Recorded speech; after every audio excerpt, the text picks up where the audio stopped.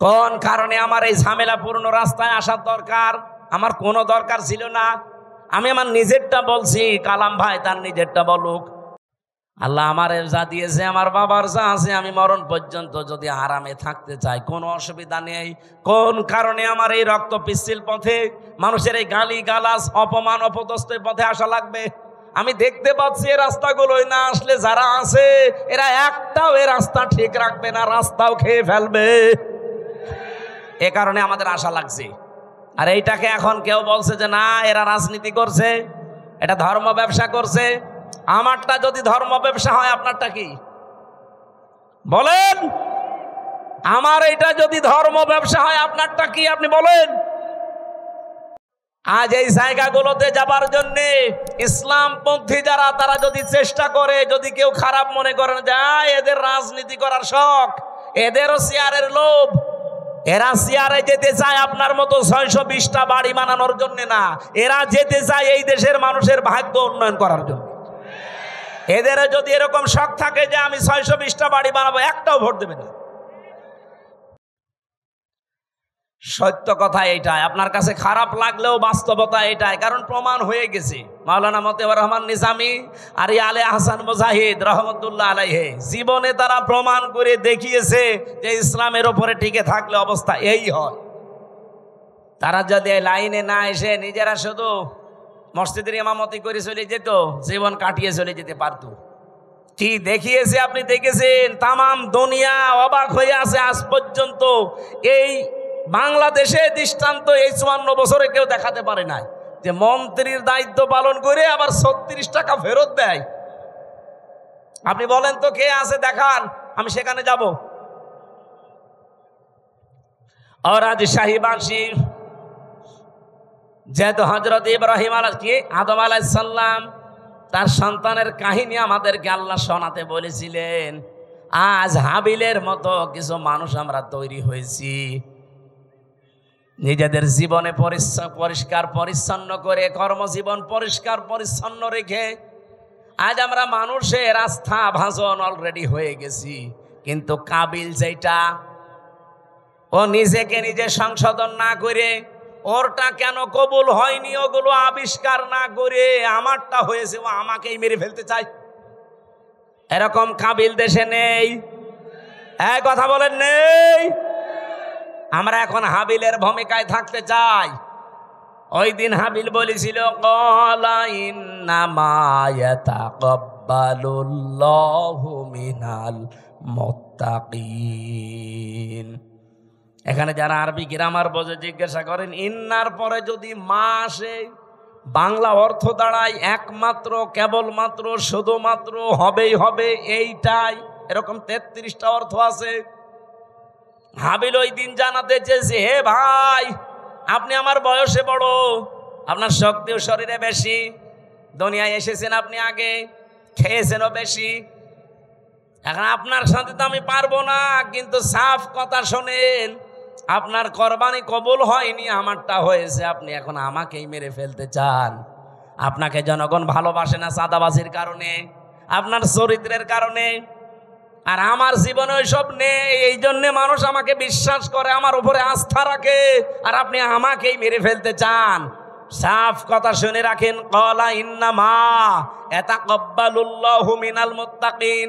ইয়াতাকাব্বালু মোজারে, বর্তমান, ভবিষ্যৎ, present, future. শুধু আজকের দিন না, কিয়ামত পর্যন্ত শুধুমাত্র আল্লাহ গ্রহণ করে, কবুল করে মুত্তাকিদের জিনিসপত্র।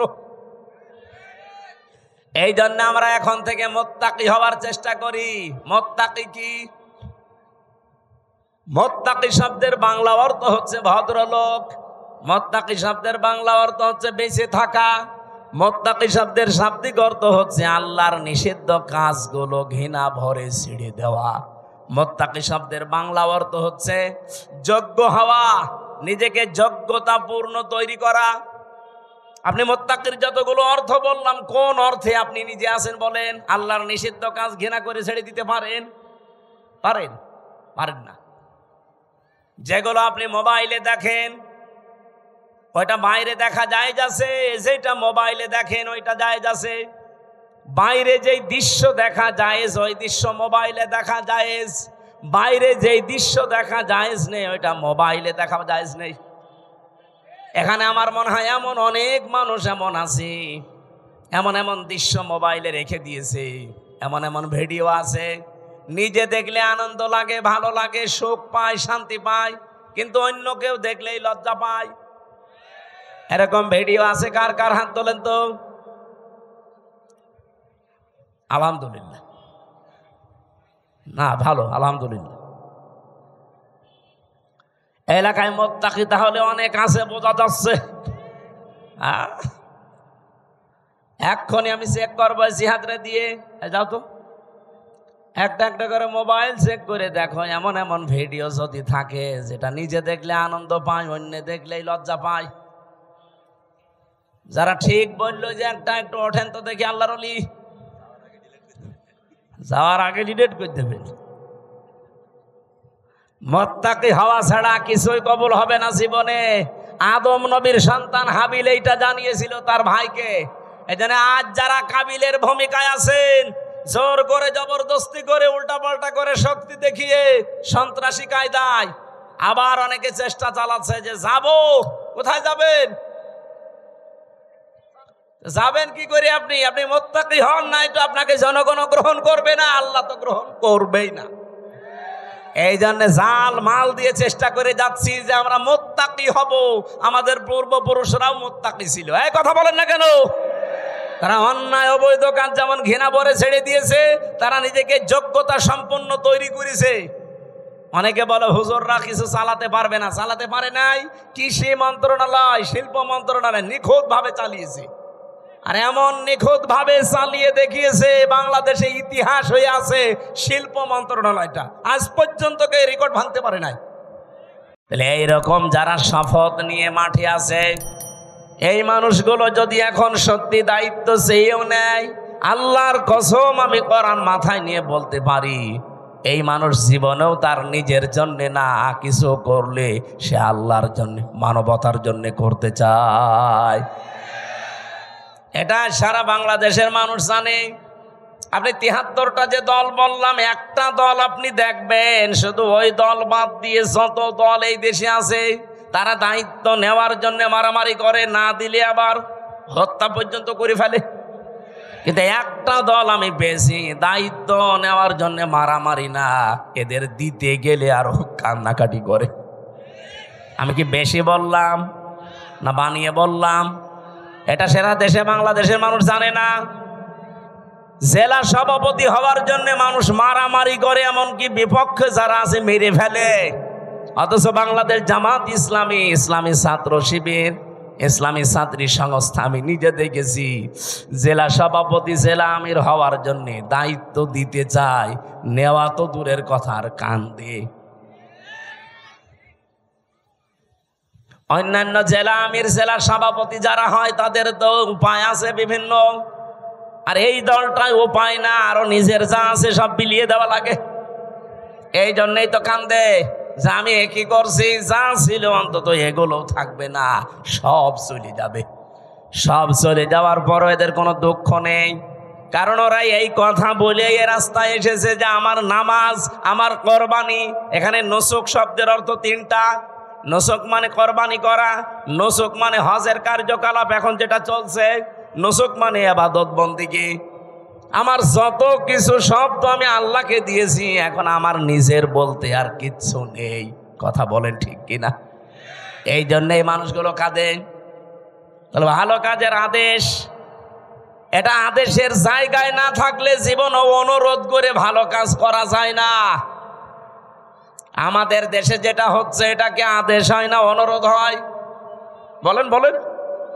আর ভালো কাজ কোনটা?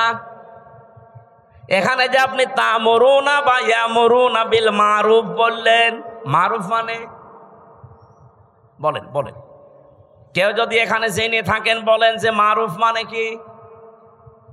আমার মনে হয় আলেম পর্যন্ত বলবে এখানে অনেকেই যে মারুফ মানে ভালো কাজ। কে বলেছে আপনাকে? আপনি একটা অভিধান নিয়ে এসে দেখান তো যে মারুফ মানে ভালো কাজ লেখা আছে। এই শব্দটা এসেছে উরফুন থেকে, আরাফা ইয়ারিফু উরফুন। এর বাংলা অর্থ হচ্ছে পরিচিত হওয়া। আদম আর হাওয়া যেই ময়দানে 350 বছর কন্দন করার পরে এক জায়গায় পরিচিত হয়েছিলেন, ওই জায়গাটার নাম আরাফাতের ময়দান। বাংলা অর্থ কি? পরিচিত হওয়ার জায়গা। কি বুঝলেন এখান থেকে? আল্লাহ যে বারবার কোরআনে দিলেন যে ভালো কাজের আদেশ দাও, বাংলা অর্থ এটা না, পরিচিত কাজের আদেশ দাও। পরিচিত কাজ কি বলেন? খালি তাফসীর শুনতে আসা না, কিছু ভেতরে থাকা লাগবে। পরিচিত কাজ কি? আপনি কখন পরিচিত হয়েছেন ওই কাজের সাথে? কোন দিন আপনার ওই কাজের সাথে পরিচয় ঘটেছে আপনাকে এখন মেলানো লাগবে। এবারে দিকে তাকান, ক্লাস চলছে। এই যে তা'মুরুনা বিল মারুফ বা ইয়া'মুরুনা বিল মারুফ, তোমরা নির্দেশ দাও, আদেশ করো পরিচিত কাজগুলো। পরিচিত কাজ কি? কখন পরিচয় হয়েছে আপনার সাথে? কিভাবে পরিচয় করেছেন বলেন? এখন যদি আমি প্রশ্ন করি, আলেমরা ছাড়া তো কেউ এখানে বলতে পারবে না যে পরিচিত কাজ কি আর কখন আমি এ পরিচিত কাজের সাথে আসলে পরিচয় হলাম। পারবেন বলতে? না। ওরা কোরআন শরীফে এই শব্দটা কতবার আছে কোনদিন চিন্তা ভাবনা করে পড়েননি? শুধু পড়ে গিয়েছেন সওয়াবের নিয়তে। হ্যাঁ, নিয়তে সওয়াব আপনার হয়েছে, কিন্তু যে উদ্দেশ্যে আল্লাহ এটা নাজিল করেছিলেন তার পারপাস আদায় হয়নি। এই জন্যে তো দেশে এখন এই অবস্থা। আমরা এইটাই বোঝাতে চাই যে আমরা পরিচিত কাজের আদেশ করব, আর পরিচিত আমি হয়েছি ওই কাজের সাথে কবে? আমাদের যিনি আদি পিতা হযরতে আদমের কথা যেহেতু আরম্ভ করেছি, বলেন তো ওনাকে আল্লাহ তৈরি করার পরে সর্বপ্রথম কিছু জিনিসের নাম আল্লাহ তাকে শিখিয়েছিলেন। এটা শোনেননি? বলেন না কেন? আল্লাহ রাব্বুল আলামিন নিজে তখন শিক্ষক ছিলেন, আর ক্লাসরুম ছিল এই পবা নাকি কোন জায়গা? ক্লাসরুম ছিল জান্নাত। এই পৃথিবীতে যে বিশ্ববিদ্যালয়গুলো মার্ক করা হয়, যে সিরিয়াল আকারে একটার সাথে আর একটা, একটার পরে আর একটা, এই যে র্যাঙ্কিং করা হয়, কেন?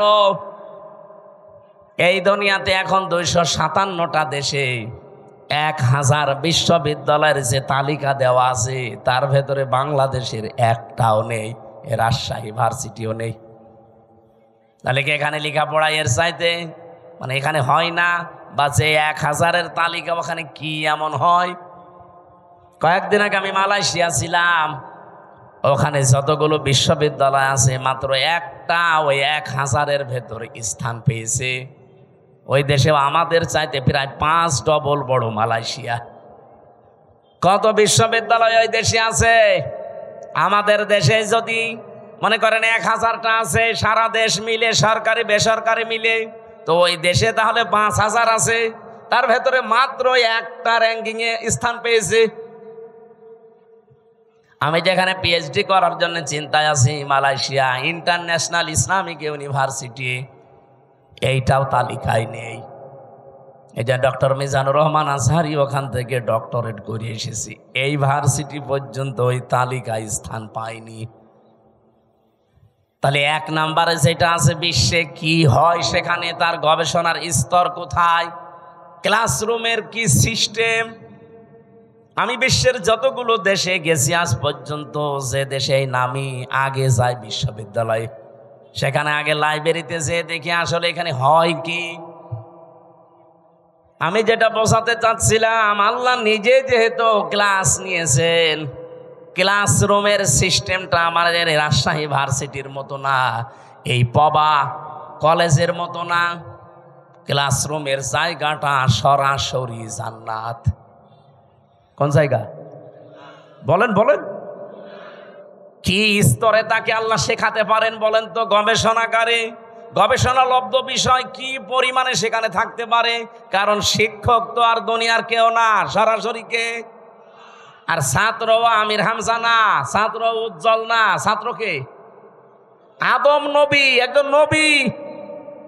কোনদিন ভেবেছেন যে ওই দিন আল্লাহ কি শিখিয়েছে তাকে? কোরআনে কারিম আমাদের জানাচ্ছে ওয়াল্লামা আদামাল আসমা কুল্লাহা। এই যে ইসমের বহুবচন আসমা, আল্লাহ পাক তাকে শিখিয়েছিলেন বিভিন্ন নাম।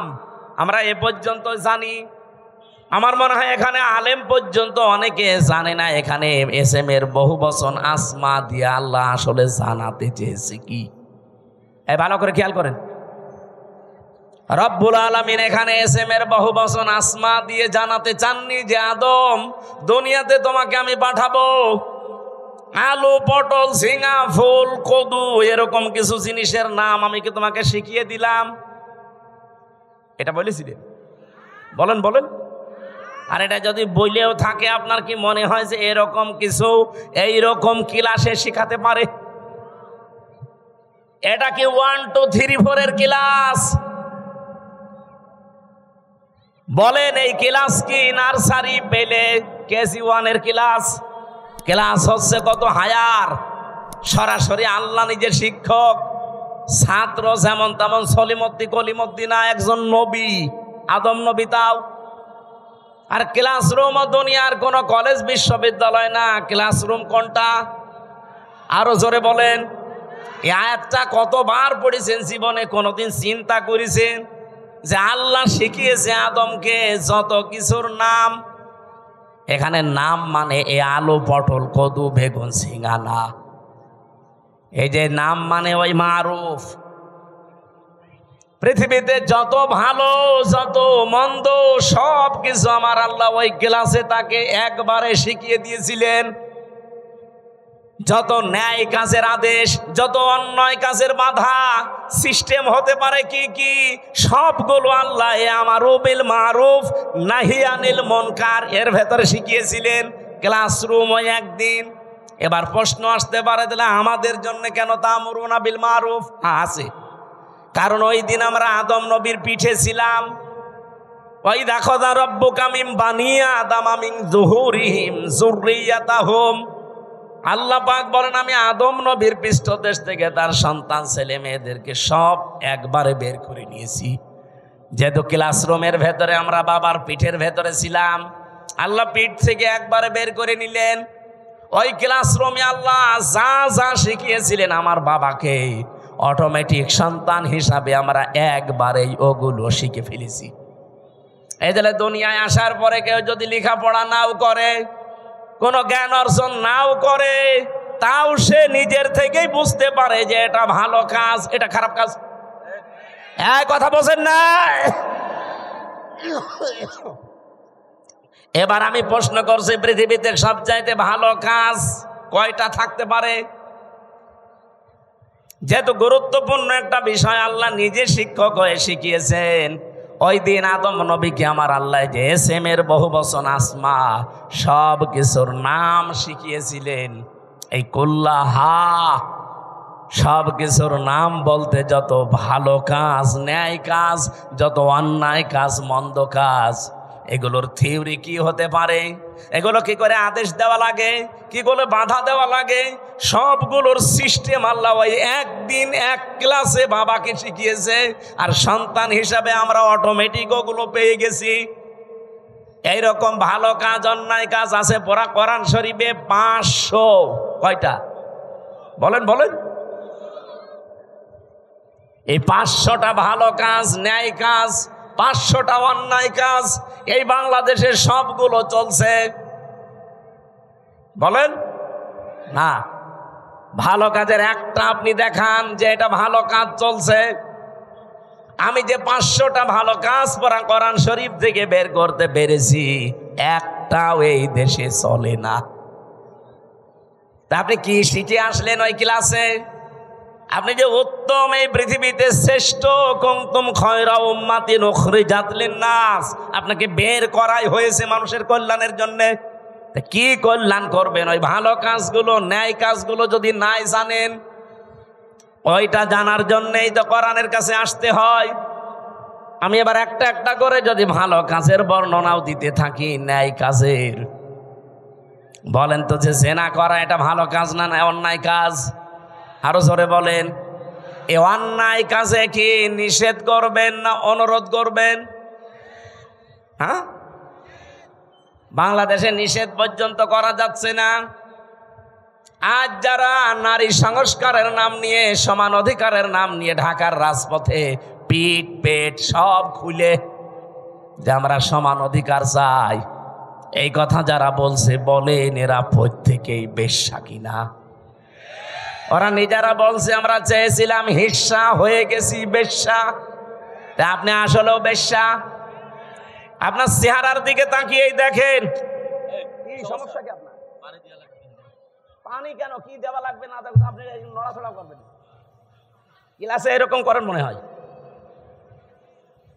আপনার মাথা তো কিছু ঢুকবে না। এভাবে ক্লাস করা যায়? বলেন তো, যারা 1 থেকে মাস্টার্স পর্যন্ত ক্লাস করেন, এদিকে ওদিকে তাকান। কি বলছে ওইটা আত্মস্থ করা লাগবে না? সারা জীবন খালি মারুফ মারুফ শুনেছেন, মারুফের বাংলা অর্থ জিজ্ঞাসা করলেও বলতে পারছেন না। কি ক্লাস করছেন আপনি? 500টা এরকম ন্যায় কাজ আছে কোরআনে, 500টা অন্যায় কাজ আছে, একটাও জানি না। খালি তা'মুরুনা বিল মারুফ তানহাউনা আনিল মুনকার শুনে যাচ্ছে, সে জন্মের পর থেকে আমল শুনছি। অথচ এটার সাথে পরিচিত হয়েছি কবে আমরা তাও জানি না, কিভাবে হয়েছি আমরা তাও জানি না। আজ আমরা যে শ্রেষ্ঠ জাতি পৃথিবীতে, কেন শ্রেষ্ঠ হলাম তাও জানি না। যার কারণে শ্রেষ্ঠ ওইটাই নেই, আপনি আন্দাজে দাবি করলে হবে? এই জন্য ন্যায় কাজ অন্যায় কাজ এটা আপনাকে এই মুহূর্ত থেকে জানা লাগবে। আমি নিজে আমার প্র্যাকটিক্যাল লাইফে দেখলাম, জেলে যাওয়ার আগে আমি 20 সালে গ্রামে একটা জেনা হয়েছিল। 2 জনই বিবাহিত এবং বিবাহিতা, তাদের সাক্ষী এবং প্রমাণও 4 জন ধরা পড়ে গেছে। কলমের মাথার ভেতরে যেমন মাথা দিলে যা অবস্থা, ঠিক ওই অবস্থায় তাদেরকে ধরে ফেলেছে। কয়জন? 4 জন সাক্ষী আছে পুরা। আমার কাছে এসে বলছে, হুজুর এই যে জেনা করেছে এরা, আপনি বিচার কি করবেন, একটা ফতোয়া দেন। আমি কি ফতোয়া বানাবো? বলেন বলেন। সূরা নূরের ভেতরে আছে, যদি বিবাহিতা এবং বিবাহিত কোন নারী পুরুষ জেনা করে আর যদি সাক্ষ্য প্রমাণ হয়ে যায় 4 জন, কয়জন? তাহলে তার শাস্তি হচ্ছে মাটির ভেতরে বুক পর্যন্ত গেড়ে দিয়ে পাথর বা ইট দিয়ে মেরে ফেলতে হবে। এই বিচার, এই বিচার আমি বানিয়েছি। কার? আরো জোরে বলেন। এই বিচারের সাথে পরিচিত হয়েছি আমি কবে? ওই যে ক্লাসে। হয়তো ক্লাসের ওই কথাগুলো এরকম যারা আনবো না, এদিকে ওদিকে তাকাচ্ছেন, খালি পানির বোতল দিচ্ছেন, তারা তো 2 মিনিট পরে ভুলে যাবেন। তা আমি ভুলিনি, আমি যা পড়েছি ঠিক আমি ওইভাবেই মনে রেখেছি। আর এইগুলোর ক্লাসের জন্য 1 থেকে মাস্টার্স পর্যন্ত আমাদের যে ক্লাস, এই ক্লাসে আমি পাইনি। এগুলোর জন্য গবেষণা করা লাগে। এই যে 1000 বিশ্ববিদ্যালয়ের র্যাঙ্কিংয়ে বাংলাদেশের কোনো বিশ্ববিদ্যালয় নেই। কেন নেই? কারণ ওই সমস্ত জায়গায় 99% গবেষণা হয়, 1% শিক্ষা হয়। আর আমাদের দেশে 1% গবেষণা হয়, 99% শিক্ষা দেয়। এই জন্য আমরা ওই পর্যন্ত যেতে পারি না। আদম নবীকে আল্লাহ কি গবেষণা দিয়েছেন দেখেন, যে তোমাকে শুধু না কিয়ামত পর্যন্ত তোমার সন্তান যারা তারা পিঠে ছিল, ওয়াইদ আখাযা রাব্বুকা মিন বানি আদামা মিন যুহুরিহিম যুররিয়াতাহুম, এটা সূরা আরাফের 172 নম্বর আয়াতের প্রথম অংশে আছে। আমি দলিলগুলো শুধু আয়াত বলছি, বাড়ি যে মিলাবেন আপনার আরো আনন্দ লাগবে। আজ যদি সত্যি আমরা ভালো কাজের আদেশের জায়গায় থাকতাম, আমি ওই দিন শুধু ফতোয়া পর্যন্ত দিয়েছিলাম, আদেশ দিতে পারিনি। যদি সত্যি আমি আদেশ দিতাম আর গ্রামবাসী মিলে যদি ওদেরকে 2 জন সঙ্গে সার করতো, আমি বেঁচে থাকতে পারতাম। কথা বলে না কেন?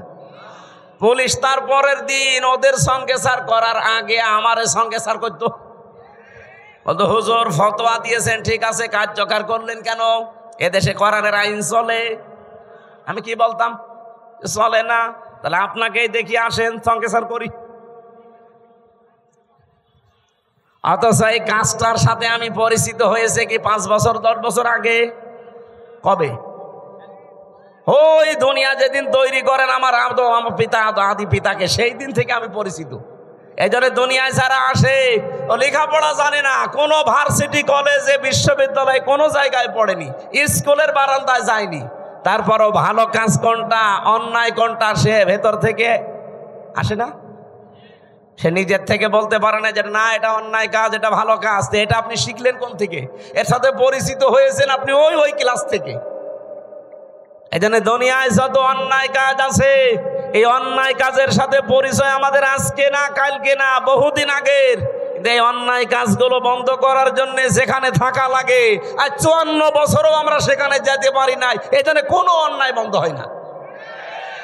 ওই জায়গায় যাওয়ার জন্য আজ বাংলাদেশ চেষ্টা করছে যে ওখানে যদি যেতে পারি, ভালো কাজ কোনটা ও মন্দ কাজ কোনটা ঠিক আমি তো আগেই জানি, ওগুলো শুধু এখন বাস্তবতায় রূপ দেব। আমি বললাম যাদেরকে যে ভালো কাজে বাংলাদেশে আদেশ নেই, অনুরোধ আছে। একদল আবার বলবে হুজুর আপনি আমাদেরকে খোঁচা দিলেন। আপনাদের খোঁচা দিয়েছি? আপনি তো আদেশ করতে জীবনেও পারেন না, আপনি তো অনুরোধ করেন, চলো ভাই সলিমুদ্দিন নামাজ পড়তে যায়। এটা কি আদেশ না অনুরোধ? বলেন বলেন। ইসলামের কোন কাজ অনুরোধ আছে? নেই।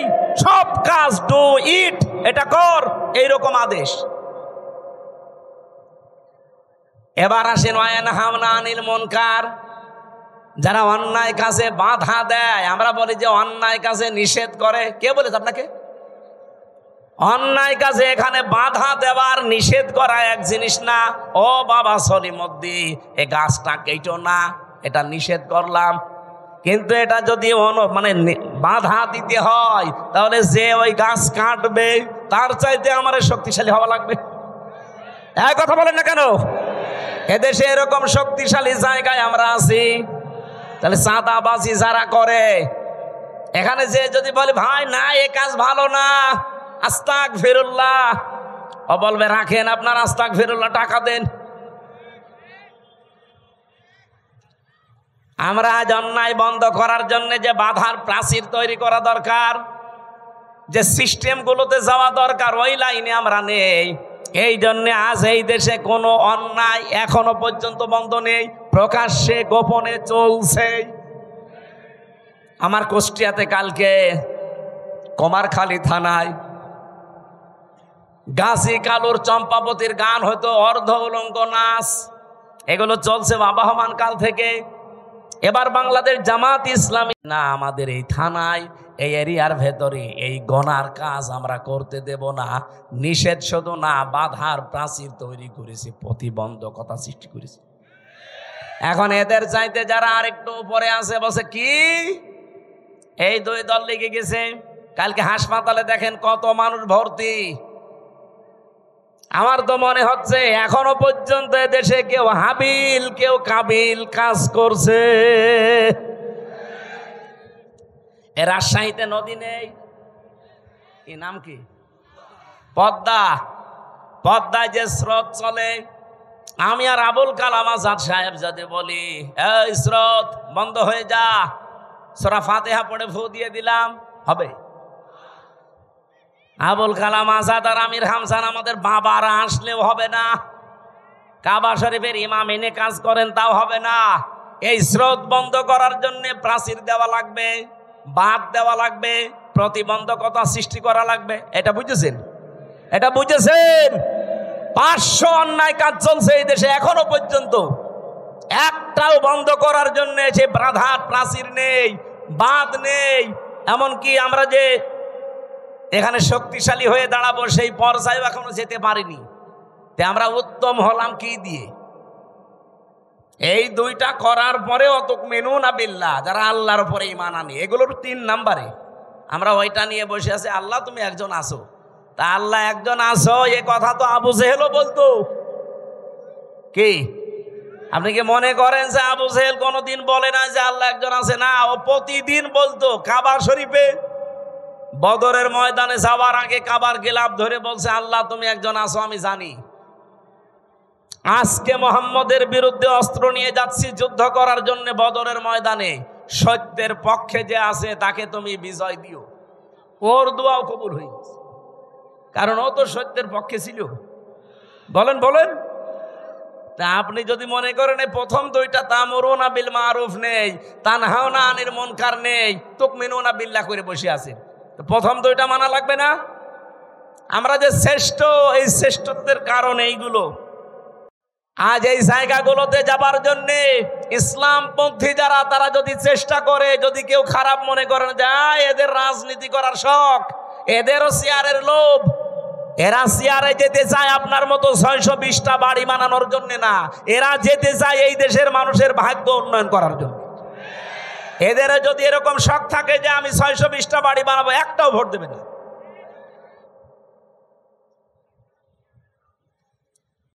কোন কারণে আমার এই ঝামেলাপূর্ণ রাস্তায় আসার দরকার? আমার কোনো দরকার ছিল না। আমি আমার নিজেরটা বলছি, কালাম ভাই তার নিজেরটা বলুক। সারা জীবন ছাত্র ছাত্রী পড়িয়েছে, অধ্যাপক ছিল, জীবনের শেষ বয়সে এসেছে পেনশন পাবে, 25, 30, 40, 50 লাখ টাকা পাবে, যা জীবন আর বাকি আছে আরামে খেয়ে চলে যেতে বাধ্য। কোন কারণে এই রক্ত পিচ্ছিল পথে এই মানুষের ঝামেলাপূর্ণ জায়গায় আসা লাগবে বলেন? আল্লাহ আমার যা দিয়েছে, আমার বাবার যা আছে, আমি মরণ পর্যন্ত যদি আরামে থাকতে চাই কোনো অসুবিধা নেই। কোন কারণে আমার এই রক্ত পিচ্ছিল পথে মানুষের এই গালি গালাজ, অপমান, অপদস্থ পথে আসা লাগবে? আমি দেখতে পাচ্ছি এই রাস্তাগুলোই না আসলে যারা আছে এরা একটাও এই রাস্তা ঠিক রাখবে না, রাস্তাও খেয়ে ফেলবে। এ কারণে আমাদের আশা লাগছে। আর এইটাকে এখন কেউ বলছে যে না এরা রাজনীতি করছে, এটা ধর্ম ব্যবসা করছে। আমারটা যদি ধর্ম ব্যবসা হয়, আপনারটা কি বলেন? আমার এটা যদি ধর্ম ব্যবসা হয়, আপনারটা কি আপনি বলেন? আপনি তো 5 বছর পরে ঠিকই মমতাজের মতো হয়ে যাবেন, 5 বছর পরে ঠিকই আপনি সালমান এফ রহমানের মতো হয়ে যাবেন, কিন্তু 5 বছর পরে আমি সালমান এফ রহমান না, আমার মনে হয় যা আছে এর চাইতে আরো 3 ভাগের 2 ভাগ চলে যাবে। সত্য কথা এইটাই, আপনার কাছে খারাপ লাগলেও বাস্তবতা এটাই, কারণ প্রমাণ হয়ে গেছে। মাওলানা মতিউর রহমান নিজামী আর আলে আহসান মুজাহিদ রহমতুল্লাহ আলাইহি জীবনে তারা প্রমাণ করে দেখিয়েছে যে ইসলামের ওপরে টিকে থাকলে অবস্থা এই হয়। তারা যদি লাইনে না এসে নিজেরা শুধু মসজিদের ইমামতি করে চলে যেত, জীবন কাটিয়ে চলে যেতে পারতো। কি দেখিয়েছে আপনি দেখেছেন, তামাম দুনিয়া অবাক হয়ে আছে আজ পর্যন্ত। এই বাংলাদেশে দৃষ্টান্ত এই 54 বছরে কেউ দেখাতে পারে নাই যে মন্ত্রীর দায়িত্ব পালন করে আবার 36 টাকা ফেরত দেয়। আপনি বলেন তো কে আছে দেখান, আমি সেখানে যাব। আর আজ শাহীবাসী যেহেতু হযরত ইব্রাহিম আদম আলাইহিস সালাম তার সন্তানের কাহিনী আমাদেরকে আল্লাহ শোনাতে বলেছিলেন, আজ হাবিলের মতো কিছু মানুষ আমরা তৈরি হয়েছি। নিজেদের জীবনে পরিষ্কার পরিচ্ছন্ন করে, কর্মজীবন পরিষ্কার পরিচ্ছন্ন রেখে আজ আমরা মানুষের আস্থা ভাজন অলরেডি হয়ে গেছি। কিন্তু কাবিল যেটা, ও নিজেকে নিজে সংশোধন না করে, ওরটা কেন কবুল হয়নি ওগুলো আবিষ্কার না করে আমারটা হয়েছে, ও আমাকেই মেরে ফেলতে চায়। এরকম কাবিল দেশে নেই, এক কথা বলেন নেই। আমরা এখন হাবিলের ভূমিকায় থাকতে চাই। ওই দিন হাবিল বলেছিল ক্বালা ইন্নামা ইয়াতাকাব্বালুল্লাহু মিনাল মুত্তাকিন। এখানে যারা আরবি গ্রামার বোঝে জিজ্ঞাসা করেন, ইন্নার পরে যদি মা আসে, বাংলা অর্থ দাঁড়ায় একমাত্র, কেবলমাত্র, শুধুমাত্র, হবেই হবে, এইটাই। এরকম 33টা অর্থ আছে। হাবিল ওই দিন জানাতে চেয়েছে, হে ভাই, আপনি আমার বয়সে বড়, আপনার শক্তিও শরীরে বেশি, দুনিয়ায় এসেছেন আপনি আগে, খেয়েছেনও বেশি, এখন আপনার সাথে তো আমি পারবো না। কিন্তু সাফ কথা শোনেন, আপনার কোরবানি কবুল হয়নি, আমারটা হয়েছে, আপনি এখন আমাকেই মেরে ফেলতে চান। আপনাকে জনগণ ভালোবাসে না চাঁদাবাজির কারণে, আপনার চরিত্রের কারণে, আর আমার জীবনে ওইসব নেই, এই জন্যে মানুষ আমাকে বিশ্বাস করে, আমার উপরে আস্থা রাখে, আর আপনি আমাকেই মেরে ফেলতে চান। সাফ কথা শুনে রাখেন, ক্বালা ইন্নামা ইয়াতাকাব্বালুল্লাহু মিনাল মুত্তাকিন। ইয়াতাকাব্বালু মুসারে, বর্তমান ভবিষ্যৎ প্রেজেন্ট ফিউচার, শুধু আজকের দিন না, কিয়ামত পর্যন্ত শুধুমাত্র আল্লাহ গ্রহণ করে কবুল করে মুত্তাকিদের জিনিসপত্র। এই জন্য আমরা এখন থেকে মুত্তাকি হওয়ার চেষ্টা করি। মুত্তাকি কি? মুত্তাকি শব্দের বাংলা অর্থ হচ্ছে ভদ্রলোক। মুত্তাকি শব্দের বাংলা অর্থ হচ্ছে বেঁচে থাকা। মুত্তাকি শব্দের শাব্দিক অর্থ হচ্ছে আল্লাহর নিষিদ্ধ কাজগুলো ঘৃণা ভরে ছেড়ে দেওয়া। মুত্তাকি শব্দের বাংলা অর্থ হচ্ছে যোগ্য হওয়া, নিজেকে যোগ্যতাপূর্ণ তৈরি করা। আপনি মুত্তাকির যতগুলো অর্থ বললাম, কোন অর্থে আপনি নিজে আছেন বলেন? আল্লাহর নিষিদ্ধ কাজ ঘৃণা করে ছেড়ে দিতে পারেন? পারেন? পারেন না। যেগুলো আপনি মোবাইলে দেখেন, ওইটা বাইরে দেখা যায় যাচ্ছে, যেটা মোবাইলে দেখেন ওইটা যায় যাচ্ছে। বাইরে যেই দৃশ্য দেখা যায় ওই দৃশ্য মোবাইলে দেখা যায়, বাইরে যেই দৃশ্য দেখা যায় নেই ওইটা মোবাইলে দেখা যায় নেই। এখানে আমার মনে হয় এমন অনেক মানুষ এমন আছে, এমন এমন দৃশ্য মোবাইলে রেখে দিয়েছে, এমন এমন ভিডিও আছে, নিজে দেখলে আনন্দ লাগে, ভালো লাগে, সুখ পায়, শান্তি পায়, কিন্তু অন্য কেউ দেখলেই লজ্জা পায়। এরকম ভিডিও আছে কার কার? হাত তোলেন তো। আলহামদুলিল্লাহ। না, ভালো, আলহামদুলিল্লাহ। এলাকায় মুত্তাকি তাহলে অনেক আছে, বোঝা যাচ্ছে।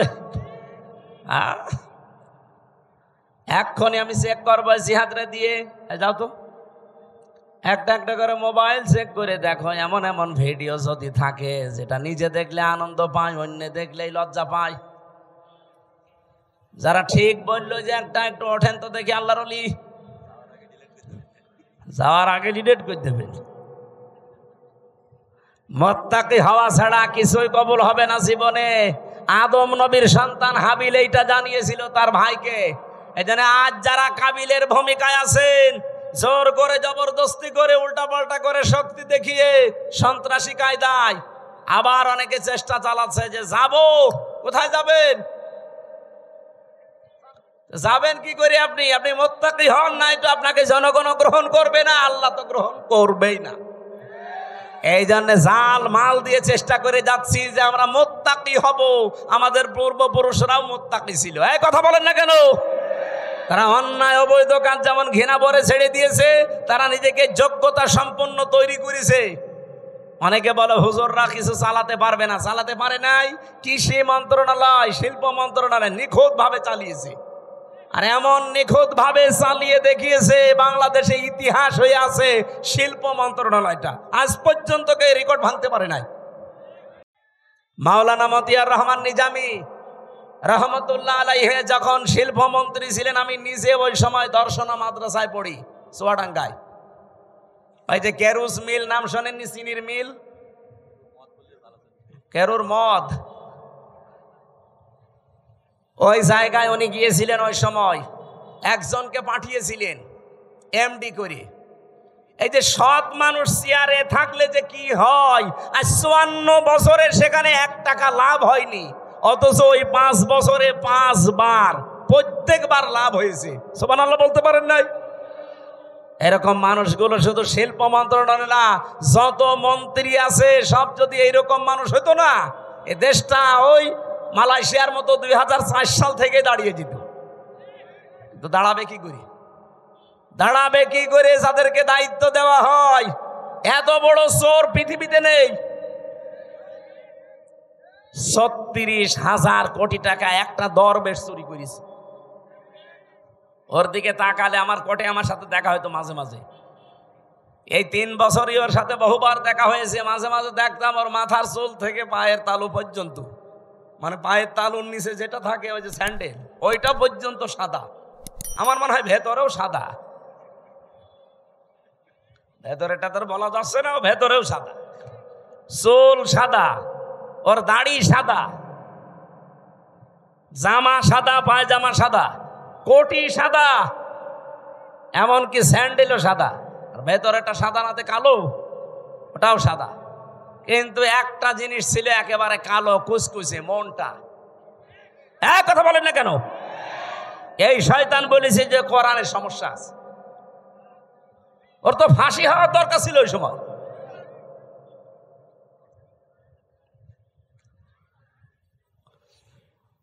আমি তো বাস্তব কথা শোনাতে চাচ্ছি।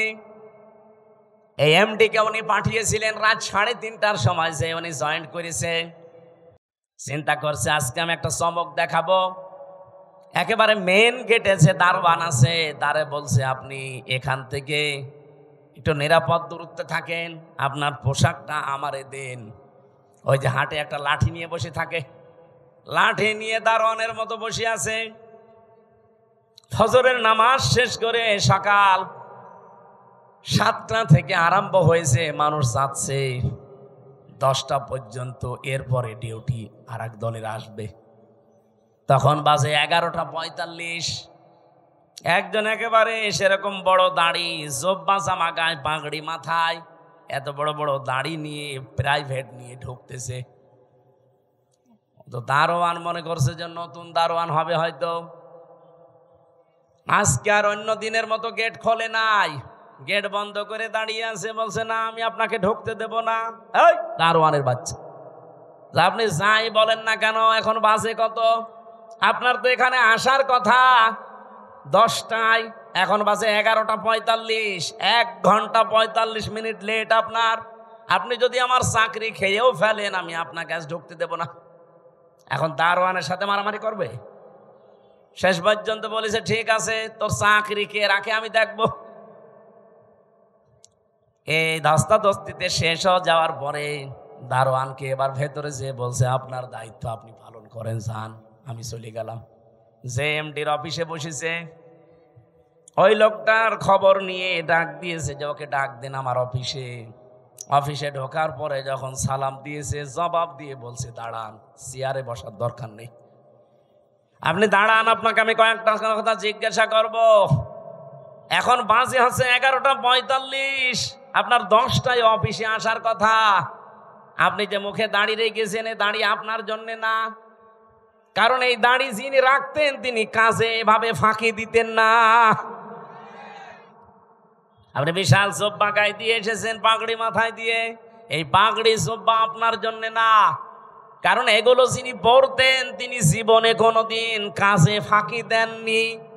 আপনি কার আদর্শগুলো শরীরের ভেতরে ধারণ করে ফাঁকি দিচ্ছেন? আপনি 10টা থেকে 4টা পর্যন্ত ডিউটি করবেন, এইটা আপনার ইবাদত। কথা বলেন না কেন? আর আপনি 11:45, 1 ঘন্টা 45 মিনিট লেট।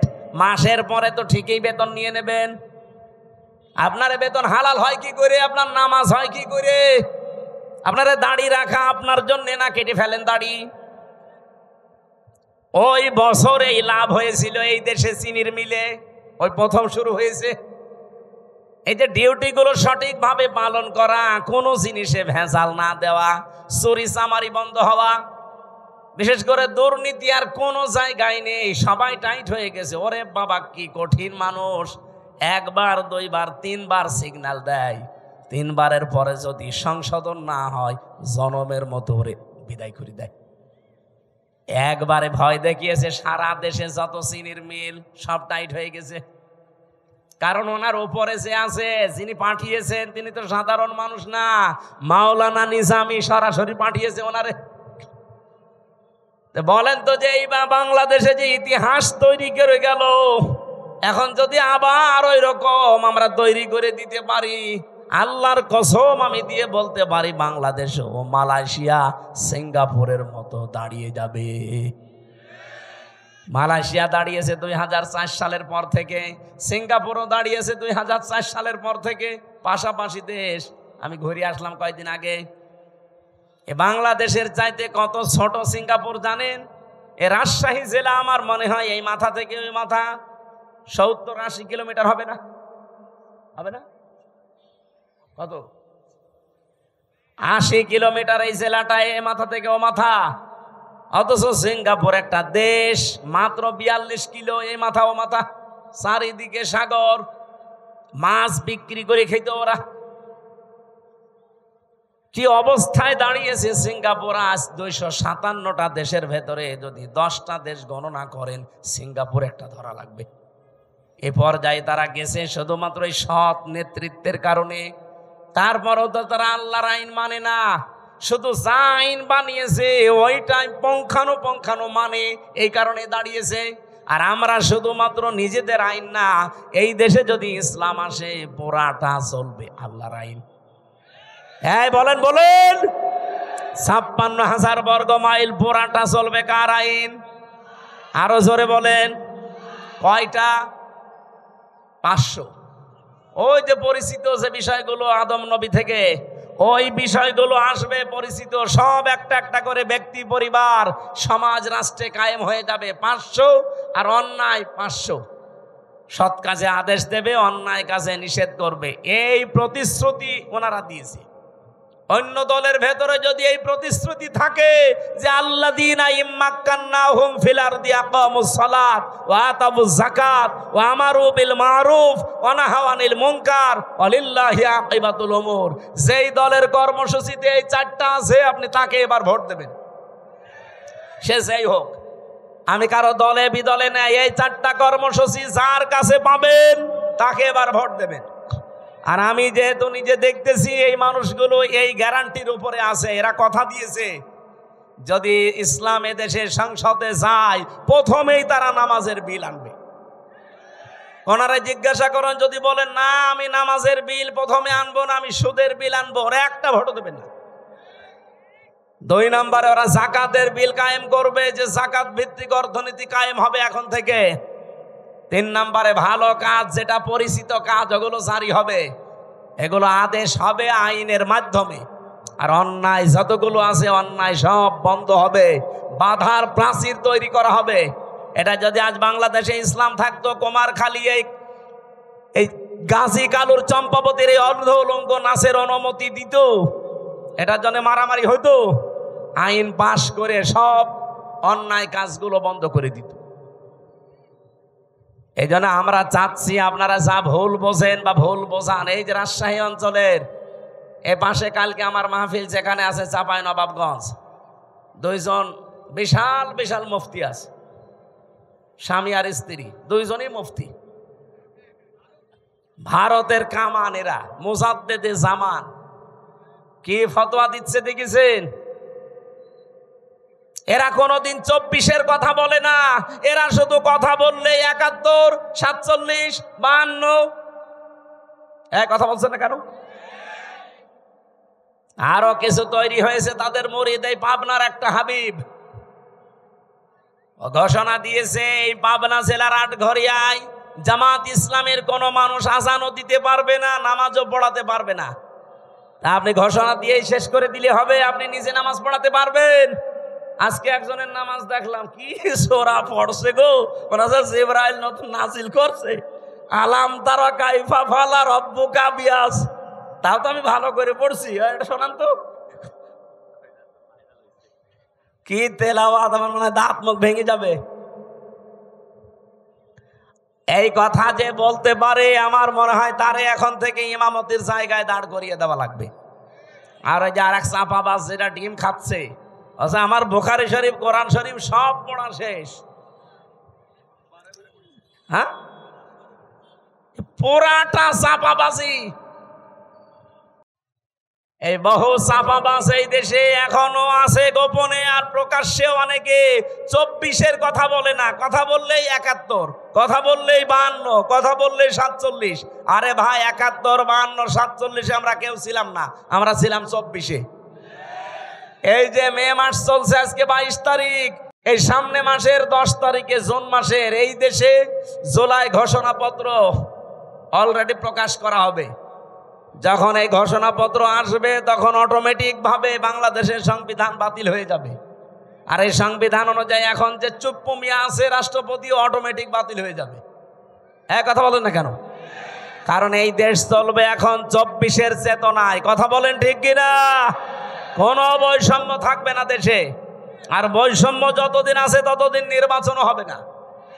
তাহলে নির্বাচন দিলে 2732 জন মানুষ মরে গেল, ওদের কি জীবনের দাম নেই? তো ওদের জীবনের দাম দেন, তারপরে আপনি 72, 71, 73-এর কথা নিয়ে আসেন। আমরাও 71-কে সম্মান করি, 52-কে সম্মান করি, 47-কে সম্মান করি, কিন্তু না, সবচাইতে বড় সম্মানের জায়গা এখন আমি যেহেতু দেখেছি নিজে 32 কি 24, কথা বলেন না কেন? এই দেশ চলবে এখন 24-এর চেতনায়। কোন চাপাবাজি এ দেশে আর চলবে? যদি এরকম চাপাবাজি করে মমতাজের মতো সেও ডিম খাবে। তাও কি ভালো ডিম? পচা ডিম। যে ডিম খেয়েছে মহিলা আজকে মানিকগঞ্জে, ও জীবনে মনে হয় আর কোর্টে হাজিরা দিতে আসবে না।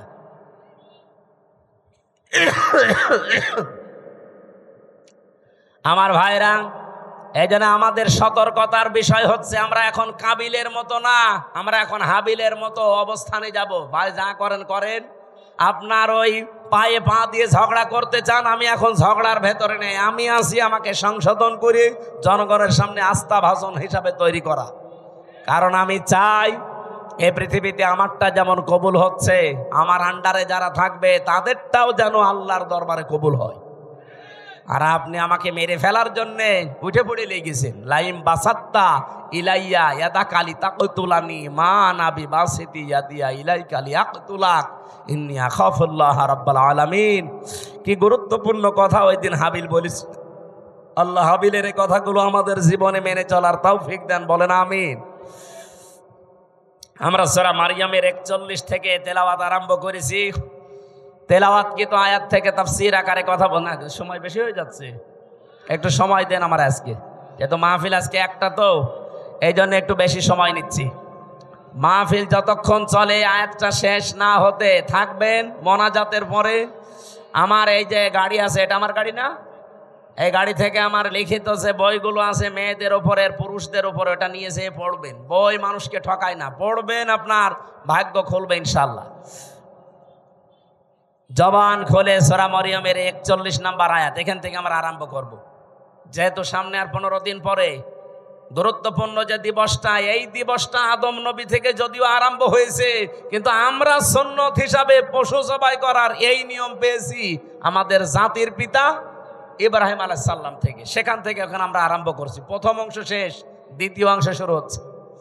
ওয়াযকুর ফিল কিতাবি ইব্রাহিম, আল্লাহ পাক বলেন আলোচনা করো, বর্ণনা করো। কিতাবের ভেতরে আমি ইব্রাহিম আলাইহিস সালামের যে কাহিনী বর্ণনা করেছিলাম, এইটা আপনি আপনার উম্মতদের কাছে বর্ণনা করেন। ইন্নাহু কানা সিদ্দীকান নাবিয়্যা, নিশ্চয় সে ছিল একদিকে সত্যবাদী আর একদিকে নবী। এটা বাংলা অর্থ ছিল আয়াতের। এবার আমরা তাফসিরে যাচ্ছি। সূরার নাম সূরা মারইয়াম। কি নাম বলেন বলেন? অনেকে বলে সূরা মরিয়ম, না, মরিয়ম বলে কোনো শব্দ কোরআনে নেই। কোরআনে আছে সূরা মারইয়াম। মারইয়াম বলেন বলেন। কিয়ামতের ময়দানে এই নামটা এত দামি নাম। আল্লাহ রাব্বুল আলামিন এটাকে ইজতিবা জানিয়েছেন, যেটা আমি মনোনীত করেছি, নির্বাচিত করেছি, পছন্দ করেছি। নামটা হযরতে মরিয়মের নাম দুনিয়াতে যারা রাখে মারিয়াম, কিয়ামতের ময়দানে আল্লাহ যখন মানুষকে মাফ করতে আর কিচ্ছু পাবে না, যার নামের সাথে মারিয়াম, ফাতিমা এরকম নাম যাদের মিল আছে, কিয়ামতের দিন আল্লাহ নামের ওসিলায় তাদের শেষ পর্যায়ে মাফ করে দেবেন। এই জন্য আশা করছি আমাদের সন্তানাদি যারা এখন আসতেছে, আসবে, নামটা আপনি অর্থবোধক এবং সিস্টেমে রাখবেন। কিয়ামতের দিন যেন আল্লাহ অন্তত নামের ওসিলায় হলেও তাকে মাফ করে দেয়। অনেকগুলো আয়াত আমার আল্লাহ সূরা মারইয়ামের ভেতরে দিয়েছেন। 98টা আয়াত আমরা কোরআনে কারিমে পেয়েছি। এই সূরার ভেতরে মাত্র একটা আয়াত পড়েছি, আয়াতের নাম্বার 41। আল্লাহ নিজে যখন আমার শব্দ দিয়ে আরম্ভ করলেন অস্কর, শব্দটা ছিল ওয়া উজকুর, আসল শব্দ হচ্ছে যাকার, যেটাকে আমরা বাংলায় এই দেশের মানুষ জিকির বলে জানি। জিকির মানে স্মরণ করা। জিকির মানে কি? আমি এই রাজশাহীতে এর আগে আমি জিকির শব্দের উপরে আলোচনা করেছিলাম। জিকিরের 19টা অর্থ আছে পুরা কোরআনে। সামারাইজ করে আমি 5টা পর্যন্ত বলেছিলাম রাজশাহী স্টেশনের পাশে। জিকির মানে স্মরণ করা, জিকির মানে কোরআন, জিকির মানে উপদেশ, জিকির মানে আল্লাহর আইন, জিকির মানে নামাজ, বাস সালাত। এই পাঁচটা অর্থেরই আবার ব্যাখ্যা আছে। যেহেতু আজকে আমার জিকির নিয়ে আলোচনা না, শব্দটা এসেছে আয়াতের প্রথমে, এই জন্য জিকির বলতে আমি যেটা আছে কোরআনে ওটা টাচ দিলাম।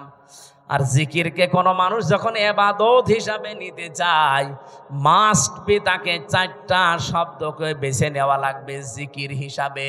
সুবহানাল্লাহ, আলহামদুলিল্লাহ, লা ইলাহা ইল্লাল্লাহ, আল্লাহু আকবার। রাজশাহী ভাষী এটা রেকর্ড হচ্ছে, তো এই জন্য বললাম। আজ বাংলাদেশে যে ভেজাল চলছে জিকিরের নামে, বহু জায়গায় চারটা শব্দের বাইরে জিকির নেই। বলেন বলেন, এই যে তাহিরি সাহেব যে জিকির গুলো আরম্ভ করেছে, এগুলো এই চারটা শব্দের ভেতরে পাবেন। ও জিকির করে ইয়ালি বাবা, শালি বাবা, কেল্লা বাবা, ফতে বাবা, ন্যাংটা বাবা। তো বলেন এই চারটা শব্দের ভেতরে ফতে বাবা আছে, কেল্লা বাবা আছে, হ্যাঁ কথা বলেন না কেন? সুতরাং এগুলো জিকির না, এগুলো ওদের ফিকির। এ বাংলার মানুষেরা সতর্ক হন, জিকির করবেন চারটা শব্দ দিয়ে, কারণ এটা ইবাদত। কোন মানুষ আল্লাহর জিকিরকে খণ্ডন করতে পারবে না। যারা আজকে আল্লাহর চারটা শব্দকে আলাদা আলাদা করে ডাকে, তাদের জিকির হয় না। কেউ যদি বলেন আল্লাহু আকবার, আকবার আকবার হবে না, কি বলা লাগবে? আল্লাহু আকবার বলা লাগবে। চলো এটা জিকির হবে, প্রতিটি অক্ষরে 10টা করে নেকি হবে, কারণ আল্লাহর কালেমা খণ্ডন করা জায়েজ নেই। অতাম্মাত কালিমাতু রাব্বিকা সিদকাও ওয়া আদলা লা মুবাদদিলা লিকালিমাতিহি ওয়া হুয়াস সামিউল আলিম। বলেন আল্লাহু আকবার। এখানে 3টা বিষয় লেখা আছে আয়াতের ভেতরে। আল্লাহ বলেন আমার কোরআন পরিপূর্ণ সত্য কথা দিয়ে, 2 নম্বরে আমার কোরআন ইনসাফ দিয়ে পরিপূর্ণ, 3 নম্বরে আমার কোরআন নেই পরিবর্ধন নেই। আযারুল্লাযীনা ইউলহিদুনা ফি আসমাই, এটা পাবেন সূরা আরাফ 9 নম্বর পারা 13 নম্বর পৃষ্ঠার 5 নম্বর লাইনের 180 নম্বর আয়াতের মাঝের অংশে আছে। যত তাফসিরে দেখবেন এইটাই লেখা পাবেন। আল্লাহ বলেন আমার নামকে তোমরা এলহাদ করবা না।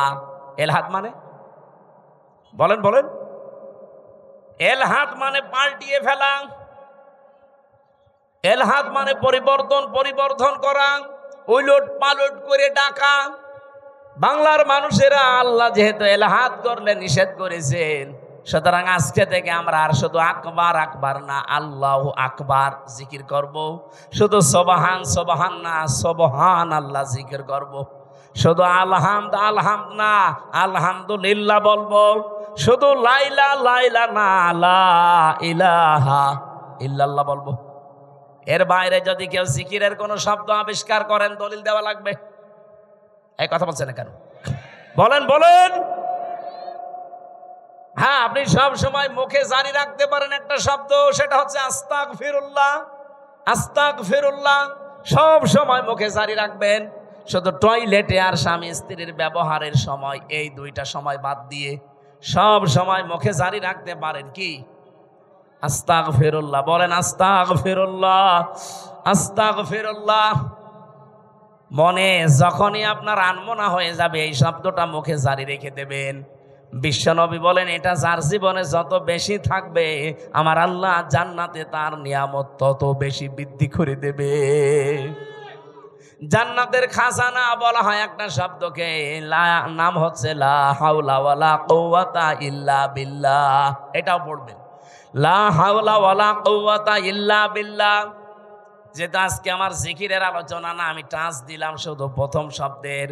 অযকুর ফিল কিতাবি, আল্লাহ পাক বলেন আলোচনা করো, বর্ণনা করো হে নবী, কিতাবের মধ্যে।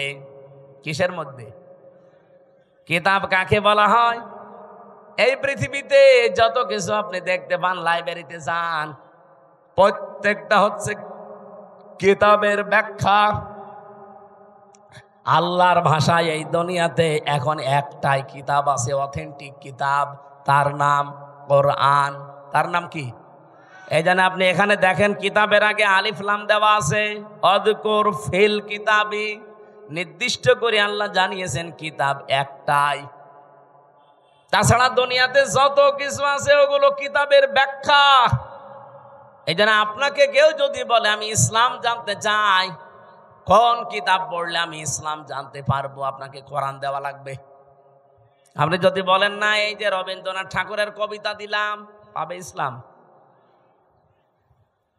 পৃথিবীতে যত তাফসীর লেখা আছে, যত হাদিসের গ্রন্থ লেখা আছে, যত কিছু আছে সব হচ্ছে আল্লাহর এই কিতাবের ব্যাখ্যা।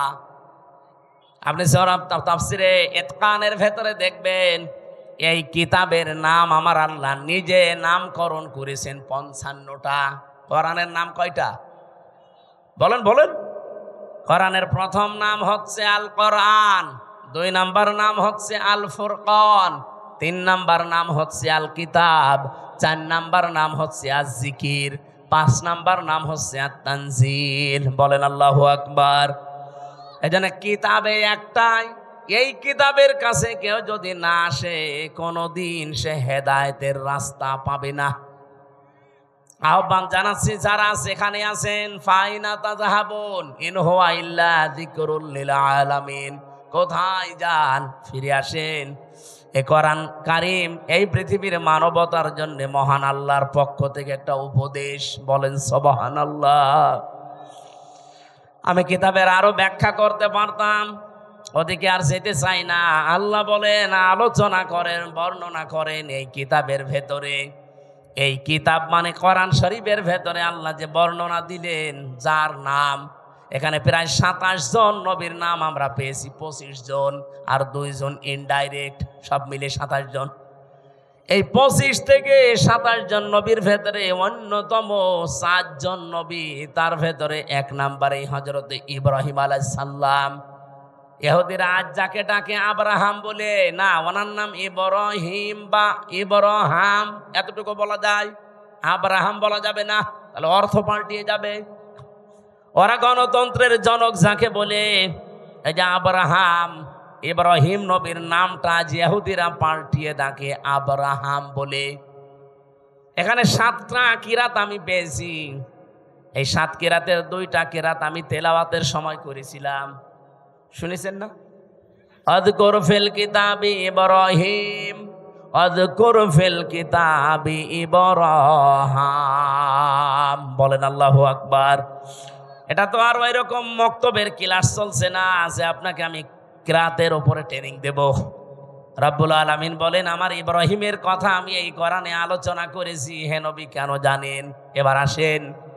ইন্নাহু কানা সিদ্দিকান নাবিয়্যা, নিশ্চয় সে ছিল একদিকে সিদ্দিক আর একদিকে নবী। এখন সিদ্দিক কি আর নবী কি?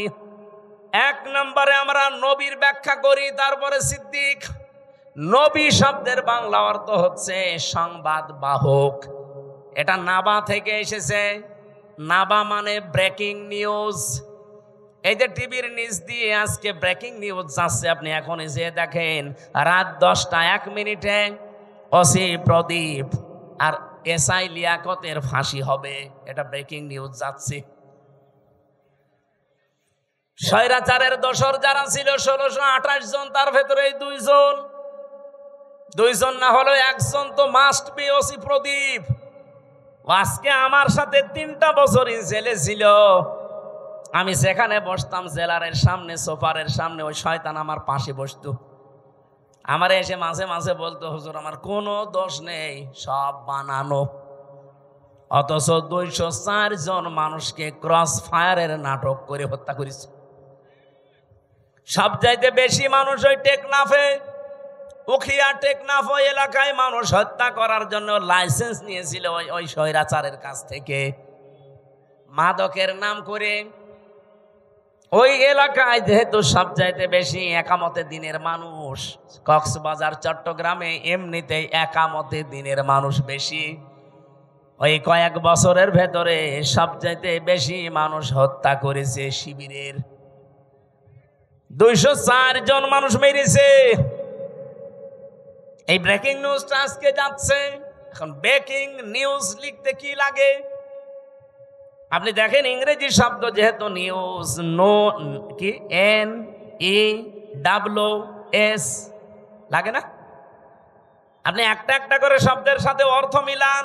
এন দিয়ে যদি ধরেন ইস্ট, ই দিয়ে নর্থ, নাই এন দিয়ে নর্থ, ই দিয়ে যদি ইস্ট ধরেন, ডাব্লু দিয়ে ওয়েস্ট, আর এস দিয়ে সাউথ, তাহলে পৃথিবীর 4 কোণা হয়ে যাচ্ছে। তামাম পৃথিবীতে যত সংবাদ পৌঁছানো লাগবে সব আমার আল্লাহ নবীদেরকে দিয়ে পৌঁছিয়েছিলেন। বলেন সুবহানাল্লাহ। সব চাইতে বড় সংবাদ হচ্ছে, এরপরে একটা একটা করে সংবাদগুলো তিনি পরিবেশন করবেন তার পরিবার থেকে শুরু করে। 2 নম্বরে তিনি সিদ্দিক ছিলেন। সিদ্দিক কি? সত্য কথা বললেই সিদ্দিক হয় না মানুষ। সত্যকে সত্য বলে জানার পরে যারা দ্বিধাহীন চিত্তে প্রশ্ন ছাড়া গ্রহণ করে নিতে পারে তার নাম সিদ্দিক। হযরতে আবু বকর পর্যন্ত তিনি ছিলেন, কিন্তু জানি যখন মেরাজের এই কাহিনীকে সত্যকে সত্য জানার পরে কোনো প্রশ্ন ছাড়া দ্বিধাহীন চিত্তে মেনে নিয়েছিলেন, বিশ্বাস করেছিলেন। বিশ্বনবী ওই দিন তাকে বলেছিলেন, তুমি আবু বকর শুধু না, আজকে থেকে আবু বকর সিদ্দিক। তাহলে আজ বাংলাদেশে আমরা যদি কেউ সিদ্দিক হতে চাই, কিয়ামতের দিন যেহেতু 4 প্রকার মানুষকে আল্লাহ পুরস্কার দেবে, মিনান নাবিয়্যিনা ওয়াস-সিদ্দীকিনা ওয়াশ-শুহাদা ওয়াস-সালিহিন, এই 4 প্রকারের ভেতরে 2 নম্বরে সিদ্দিক। তাহলে সত্যকে সত্য জানার পর কোনো চিন্তা ভাবনা আর করা যাবে না। দ্বিধাহীন চিত্তে প্রশ্ন ছাড়া, পিছুটান ছাড়া যারা মেনে নিয়ে জীবন চালাতে পারবে, কিয়ামতের দিন তারা সিদ্দিকের কাতারে উঠবে। এ বাংলাদেশে সিদ্দিক আছে, খালি নামে আছে আবু বকর সিদ্দিক। সত্যকে সত্য জানার পরে মেনে নেওয়া দূরের কথা, আরো ঘাড় ঘোরায়, ঘাড় মোটা করে, চোখ মোটা করে। পাবনায় কোরআনে কারিমে আগুন লাগিয়েছে 150টা কোরআনে। সত্য কোনটা আপনি উদ্ঘাটন করে বের করেন না, আন্দাজে একজনের উপরে 10টা চাপিয়ে এমন কালার করার চেষ্টা চালিয়েছে। এখন তো সব বেরিয়ে আসছে, কে কে এটা করেছে, কার নির্দেশে করেছে, সব বেরিয়ে আসতেছে। আমরা দল বিদল বসি না, কোরআনে যারা আগুন দিয়েছে তাদের হাত এই দেশে থাকবে না। এই কথা বলেন না কেন? যে এই কাজের সাথে জড়িত, যারা এর সাথে ইঙ্গিত দিয়েছে। আপনি কি জামাত ইসলামের অফিসে আগুন দিয়েছেন? ওটা তো একটা শো। ওখানে ছিল কি? আল্লাহর কোরআন, একটা দুইটা না, 150টা কোরআন পুড়ে ছাই হয়ে গেছে। কোরআনে আগুন দেননি আপনি, আপনার কপালে আগুন দিয়েছেন। নিজেকে সংশোধন না করে আবার কাবিলের মতো হটকারিতা করেন যে কি ওরা নিজেরাই কোরআনে আগুন দিয়ে আমাদের ওপরে দোষ দেয়। ওদের বিবেকের ওপরে কি কুকুরে প্রসাব করেছে যে নিজেরা আগুন দিয়ে আপনারা দোষ দেবে? আরে কি দুনিয়ার কোনো বিষয় হেলা খেলা করে আপনার উপরে দোষ দিয়ে দিল? এ কোরআন আপনারও না, আমারও না, এ কোরআন কার? এজন্য আমরা আহ্বান জানাচ্ছি, এটার সুষ্ঠু তদন্ত হয়ে যারা জড়িত জনসম্মুখে তাদের বিচার করা লাগবে। হ্যাঁ, রাজি আছেন না আপনারা? রাজি আছেন না? আগামীতে কেউ যেন সাহস আর না দেখায়। সিদ্দিকী আমরা বুঝি না, আমাদের জাতির পিতা হযরত ইব্রাহিম, তিনি প্রথমে আকাশের তারকা দেখে বলেছিলেন এইটাই আমার খোদা হবে। যখন ডুবে গেছে বলছে না, ডুবে যাওয়া জিনিস আমি ভালোবাসি না। যখন চাঁদ দেখলেন বললেন এটা আর একটু বড়, এটা আমার বড় খোদা। বলেন না, এইটাও ডুবে গেছে, মানি না। সকালবেলা যখন সূর্য দেখলেন বলেন হাজা আকবার, এর চাইতে বড় জিনিস আর নেই, এটাই আমার বড় খোদা। ওইটা যখন সন্ধ্যাবেলা ডুবে গেল, তিনি ডাক দিয়ে বললেন না, ইন্নী ওয়াজ্জাহতু ওয়াজহিয়া লিল্লাযী ফাতারাস সামাওয়াতি ওয়াল আরদা হানিফা ওয়া মা আনা মিনাল মুশরিকিন। আমি আজ আমার চেহারাকে ঘুরিয়ে দিলাম ওই আল্লাহর দিকে, যিনি আকাশ আর জমিনের উদ্ভাবক, আমি একনিষ্ঠভাবে মন থেকেই ঘুরে এসেছি, আমি মুশরিক না। ও বাংলার মানুষেরা, জাতির পিতা ইব্রাহিম তিনি নিজে খোঁজ করে করে সত্যকে উদ্ঘাটন করেছিলেন, আর আমরা সেই জাতির পিতার সন্তান। চোখে আঙ্গুল দিয়ে দেখিয়ে দিলেও আমরা সত্যকে সত্য হিসাবে মানতে চাই না। এই কথা বলে না কেন? আপনি জাতির পিতা ইব্রাহিমের সন্তান আর নেই, তিনি সত্যকে খুঁজে নিয়েছিলেন, আর আমাদেরকে সত্য আঙ্গুল দিয়ে দেখিয়ে দেওয়া হয়, তারপরও মানতে তো চাই না। সত্য কেউ নিয়ে আসলে তাকেও মেরে ফেলতে চায়। হযরত ইব্রাহিম বলেছিলেন, ইয ক্বালা লিআবিহি ইয়া আবাতি লিমা তা'বুদু মা লা ইয়াসমা'ু ওয়া লা ইউবসিরু ওয়া লা ইউগনি আনকা শাইআ। হে আমার বাবা, কেন আপনারা ইবাদত করেন যেটা কানে শোনে না, চোখে দেখে না, কোনো উপকারও করতে পারে না? ওই জামানায় যেহেতু সবচেয়ে বেশি প্রচলন ছিল মূর্তির পূজা করা, ইব্রাহিম নবীর বাবার নাম ছিল আজর বা তারিক। উনি নিজে হাতে মূর্তি বানাতেন আর ওটা বাজারে বিক্রি করতেন, সেল দিতেন, খুব দামি দামি মূর্তি। ইব্রাহিম নবীকে দিয়ে মূর্তি বিক্রি করার জন্য বাজারে পাঠাতেন। তাফসিরে লিখেছে, ওনাকে একবার ঝুড়ির ভেতরে, বড় বিশাল একটা ঝুড়িতে অনেকগুলো মূর্তি মাটির তৈরি করা, বলছে বাজারে নিয়ে যাও, বিক্রি করে আসো। বাজারে নিয়ে যাওয়ার পরে এক জায়গায় রেখে দিয়েছে। কেউ তো নিচ্ছে, কেউ নিচ্ছে না। চিন্তা করে অনেকগুলো তো বেঁচে আছে, কি করা যায়? মনের ভেতরে ওই যে উনি সত্যের সন্ধান যেহেতু আগেই পেয়েছিলেন, বাবাকে এত করে বুঝিয়েছেন যে বাবা এখানে শোনে না, চোখে দেখে না, উপকারও করতে পারে না, আপনি এর পেছনে সময় দেন, শ্রম দেন, এর কাছে মাথা নত করেন। বাবা তো মানে নাই, বলছে এটা আমার ব্যবসা, এটা করলে অনেক কিছু আয় হবে। প্রতিমধ্যে নিজে নিজে একটার সাথে আর একটা ঠোকর লাগিয়েছে। মাটির জিনিস, শুকনা জিনিস একটার সাথে আর একটা মারে ভেঙে যায়। বাড়িতে ঝুড়ি ভর্তি করে নিয়ে এসে বলছে, বাবা এই দেখেন রাস্তায় মারামারি করে এদের অবস্থা। আমার মনে হয় বিশ্বে আজ যারা মুশরিক আছেন, যারা মূর্তি পূজা করেন, বিবেকের উপরে যদি কুকুরে পেশাব করে না দেয়, বিবেক যদি কারো কাছে বন্ধক না রাখেন, নিজের হাতে তৈরি করা জিনিসের সামনে জীবনও আপনি মাথা নত করবেন না। অনেকে দলিল দিয়েছিলেন, প্রথমে যুক্তি দিলেন, বাবা মা লা ইয়াসমাউ ওয়া লা ইউবসিরু ওয়া লা ইউগনি আনকা শাইআ, যে কানে শোনে না, চোখে দেখে না, আপনাকে আমি এত করে বোঝালাম, আর এখন আপনি বলছেন যে ভেঙ্গে ভেঙ্গে তারা নিজেরা মারামারি করে মরে গেছে। আমি আপনাকে বোঝালাম যে ওরা নিজেরা মারামারি করে, আপনি বিশ্বাস করেন না। আপনি বলছেন না ওরা তো কথা বলতে পারে না।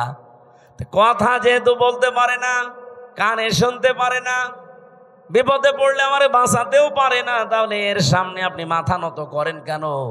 বাবা তখন লাজবাব হয়ে গেছে। হযরত ইব্রাহিম দেখলেন আমার বাবা যখন অন্তত এখন আর জবাব দিতে পারে না, তখন তিনি বলেছিলেন, ইয়া আবাতি ইন্নী ক্বাদ জাআনি মিনাল ইলমি মা লাম ইয়াতিকা ফাত্তাবি'নি আহদিকা সিরাতান সাবিয়্যা। হে আমার বাবা, আমার কাছে একটা জ্ঞান এসেছে। ওই যে তিনি তিনটা জ্ঞানের মাঝখানে পেলেন, তারকা, সূর্য আর চন্দ্র, দেখে দেখে একটার পর একটা যখন ডুবে যায়, তার ভেতর থেকে ওই যে জ্ঞানটা, এই জ্ঞান উনি পেয়েছিলেন কোন জায়গা থেকে? ওই যে একেবারে প্রথম ক্লাস, ওই ক্লাসে আদম নবী, পৃষ্ঠদেশে ইব্রাহিম নবী ছিলেন না? বলেন বলেন। ওই দিন থেকে তিনি জেনেছিলেন। এটা হয়তো অনেকের চাপা পড়ে থাকে, এই জন্য প্রকাশ করতে চায় না। নবীদের যেহেতু আল্লাহ কন্ট্রোল করছেন, ওই জ্ঞানটা ওনার কাছে আমার আল্লাহ উদ্ভাসিত করে দিয়েছেন, জাগরণ করে দিয়েছেন। ডাক দিয়ে বললেন, বাবা আমার কাছে যে জ্ঞান এলেম এসেছে, আপনার কাছে ওইটা নেই, আর আপনার কাছে থাকলে ওইটা চাপা পড়ে আছে। আপনাকে আমি আহ্বান জানাচ্ছি, আপনি আমার অনুসরণ করেন, তাহলে আপনাকে আমি সহজ সরল পথ দেখাতে পারবো। ইয়া বাতিলা তা'বুদিশ শাইতানা ইন্নাশ শাইতানা কানা লির-রহমানি আসিয়া। তিনি ডাক দিয়ে বলেছিলেন, হে বাবা, ইয়া আবাতি ইন্নী আখাফু আইয়ামাসসাকা আযাবুম মিনার রহমানি ফাতাকুনা লিশ-শাইতানি ওলিয়্যা। ক্বালা আরাগিবুন আনতা আন আলিহাতি ইয়া ইব্রাহিম লা ইল্লাম তানতাহি লা আরজুমান্নাকা ওয়াহজুরনি মালিয়া। বলেন সুবহানাল্লাহ। হযরত ইব্রাহিম এত সুন্দর করে তার বাবাকে বুঝিয়েছিলেন। আজও তামাম বিশ্বের মুশরিকদেরকে নবীর উম্মত যারা আমরা এইভাবে করে বোঝাতে চাচ্ছি। তো মানুষ বোঝা তো দূরের কথা, ওই জামানায় ইব্রাহিম নবীর বাবা যা বলেছিল, আজ আমার মনে হচ্ছে বাঙালি জাতি আমাদেরকে তাই বলছে। ওই জামানায় ইব্রাহিম নবীর বাবা বলেছিল, ওয়াহজুরনি মালিয়া, তোকে তো আমি নিজে জেলখানায় পাঠিয়ে দেব, অথবা মেরে ফেলবো, অথবা দেশ থেকে তোরে এমন দূরে তাড়িয়ে দেব যেন তোর সাথে দেখা না হয়। এ কথাগুলো আজ বিভিন্ন ভাষায় আমাদের ওপরে চাপিয়ে দিচ্ছে, বিভিন্ন কায়দায় আজরের বংশধর দ্বারা তারা। আমার কথার অর্থ আমি আশা করছি আপনি বুঝেছেন। এত লাইন দিয়ে বোঝানো হয় মানুষদেরকে, এত জলিল দিয়ে, যুক্তি দিয়ে, প্রমাণ দিয়ে। মানুষের মনে হয় যদি মাথার ভেতরে একটু হালকা মগজ থাকে, এর দ্বারা কোনোদিন পৃথিবীর কারো আইন মানা সম্ভব না। মূর্তির পূজা করা আর মানুষের পূজা করা, মানুষের আইন মানা একই জিনিস। আজ দুর্গা পূজা করে যারা জিনিস একই।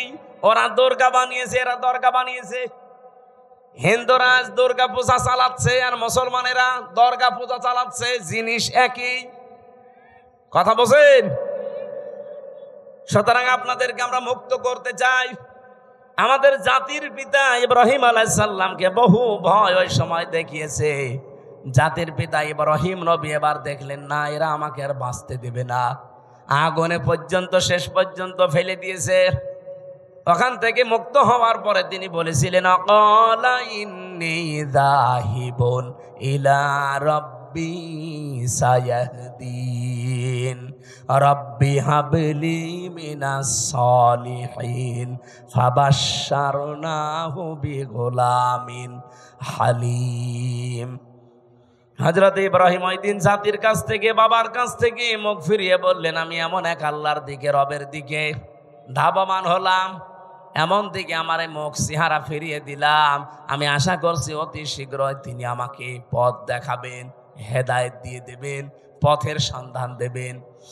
জাতির লোককে এত বোঝানোর পরেও যখন আর জাতি আসে না, এই দেশের আলেমরা কিন্তু শেষ পর্যন্ত ইব্রাহিম নবীর মতো এই কথা বলতে আমরা বাধ্য হব। কথা বোঝেন আমার? তখন আপনি জাহান্নামে যাবেন না, কোন জায়গায় যাবেন, আপনার জন্য আমার আর কোনো আফসোস নেই, আমি ধরা বাঁধাও নেই। এত করে কত কিছু যুক্তি প্রমাণ দলিল দিয়ে যে মানুষের তৈরি করা আইন আর মূর্তি পূজা জিনিস একই। ওরা না বুঝে করছে আর আপনি বুঝে করছেন। ওরা দুর্গা পূজা করে, আপনি দুর্গা পূজা করেন, জিনিস তো একই। ফিরে আসেন, ফিরে আসেন, ফিরে আসেন। হাতে পায়ে ধরার বাকি আছে, আর কত কিছু বলা যায়। হযরত ইব্রাহিম ওই দিন নিজের একটা শক্তি, সমর্থন, হাতের একটা লাঠি, এইটার জন্য তিনি দোয়া করতে আরম্ভ করলেন। একদিন, 2 দিন, 3 দিন না, 86 বছর, যে রব্বি হাবলি মিনাস সালিহিন, হে আল্লাহ, আমারে তুমি একটা নেককার সন্তান দাও যে আমার লাঠি হিসাবে কাজ করতে পারে। আল্লাহ পাক 1 দিন, 2 দিন, 3 দিনে না, 86 বছর পরে এই দোয়াটা কবুল করেছিলেন। বলেন সুবহানাল্লাহ। তাকে সুসংবাদ দিলেন, আমি তোমাকে হালিমের সুসংবাদ দিলাম, গোলামিন হালিম। এটা কি চাচা হালিম না মামা হালিম? কি হালিম দিয়েছিলেন ইব্রাহিম নবীকে আল্লাহ রাব্বুল আলামিন? বলেন, ও ইব্রাহিম, কি গোলামিন হালিম দিয়েছে, একটু পরীক্ষা করে দেখো। ফালাম্মা বালাগা মাহু সায়া, ক্বালা ইয়া বুনাইয়া ইন্নী আরা ফিল মানামি আন্নী আযবাহুকা ফানজুর মাযা তারা ক্বালা ইয়া আবাতি ফাআল মা তুমার সাতাজিদুনি ইনশাআল্লাহু মিনাস সাবিরিন। হযরত ইব্রাহিম চিন্তা করলেন, আল্লাহ আমাকে স্বপ্ন দেখিয়েছে সবচাইতে প্রিয় বস্তু কোরবানি দিতে।